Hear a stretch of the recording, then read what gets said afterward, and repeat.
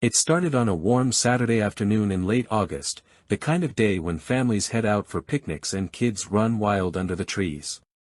A group of neighbors had organized a small gathering at the edge of the state forest. Among them was 9-year-old Daniel, a quiet boy with a mop of brown hair and curious green eyes. He wasn't the kind of kid who sought the spotlight, he preferred wandering, collecting rocks, and sketching strange shapes in a little notebook he always carried. His mother remembered the moment perfectly. "Stay close to the picnic area," she had warned. Daniel nodded, distracted by the trails winding into the woods. But within half an hour, no one could find him. At first, people assumed he had simply wandered off to chase a squirrel or explore a stream. But as the minutes stretched into hours, panic began to ripple through the group. The police were called. Volunteers flooded the forest with flashlights and dogs. The first night was filled with shouting his name into the endless trees, "Daniel! Daniel, can you hear us?" No answer came back, only the rustle of leaves in the wind. By morning, the situation turned grim. The search grid expanded, and helicopters swept overhead. Experienced trackers pointed out something chilling: Daniel's footprints appeared to stop abruptly near a mossy clearing. There were no signs of struggle, no trail leading further. It was as if the boy had simply vanished. Locals whispered about the forest being wrong. Some said it had old roots tied to native legends of spirits who lured children away. Others muttered about the abandoned logging camp deep inside, a place no one went after dark. But the police dismissed these stories, focusing on the possibility of an abduction. Days passed. Food, clothing, and even small toys were left out in hopes Daniel might stumble back. But the forest remained silent.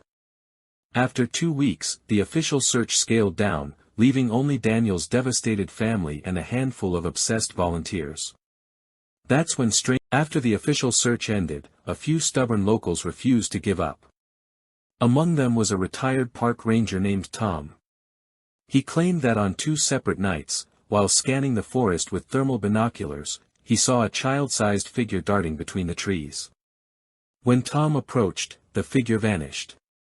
No footprints, no broken branches. Just silence. He told Daniel's parents, but they were torn between hope and dread. Was their son alive, hiding out here?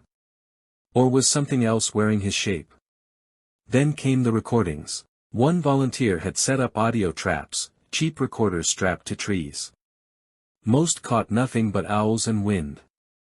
But one file captured a faint, almost mechanical voice repeating, "Come back, come back, come back." When slowed down, the voice sounded disturbingly similar to Daniel himself. The story spread across Reddit when one of the search volunteers anonymously posted about it. People debated fiercely.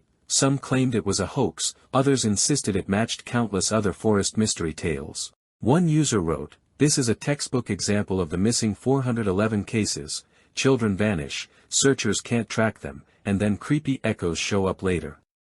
It's always near boulder fields or caves." Daniel's mother returned often to the clearing where his tracks had ended. She swore she sometimes heard her son's laughter, carried faintly in the wind, always just far enough to keep her chasing deeper. About 3 months after the disappearance, 2 hikers stumbled across something disturbing. Deep in the forest, near the ruins of the old logging camp, they found Daniel's notebook tucked neatly on a tree stump. The cover was damp but intact. Inside were sketches, far stranger than his usual doodles. The pages showed tall, faceless shapes standing in rows. A black circle surrounded by jagged lines. A crude drawing of what looked like the clearing where his tracks had stopped. On the last page, in messy handwriting, "It wants me to follow the lights." The discovery reignited the case. Police swept the camp, but found no trace of the boy. Online forums exploded, some convinced Daniel had been taken by a human predator using the forest as cover, others convinced the notebook proved supernatural involvement. Volunteers who revisited the camp reported unease, claiming they heard children's voices echoing in empty cabins. One man swore he saw a boy with green eyes watching him from the tree line, but when he ran closer, the figure dissolved into the shadows. The deeper they went, the stranger it became. Batteries drained unnaturally fast. GPS devices glitched. And always, there was that same phrase scratched into tree bark. One icy January morning, nearly 5 months after the disappearance, Daniel came back. He was found walking barefoot on a rural road 12 miles from the forest. His clothes were the same from the day he vanished, but spotless. He wasn't malnourished. He wasn't hurt. When asked where he'd been, he gave one answer over and over: "The tall man kept me safe." Doctors found no physical issues, but his mental state unsettled them.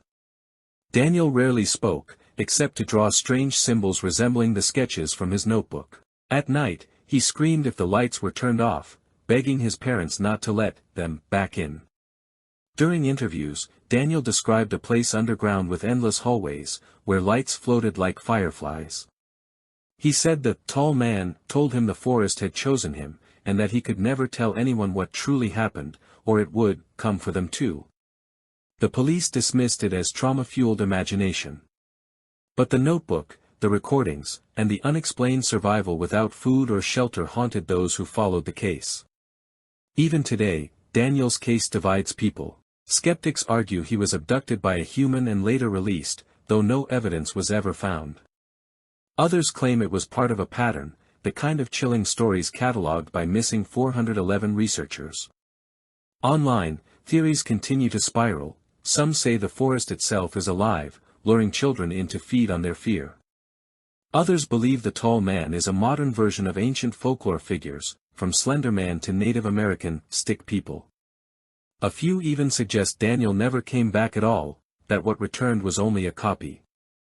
Daniel, now older, lives a reclusive life. His family moved far away, but occasionally, anonymous posts appear online claiming he still sketches the same symbols.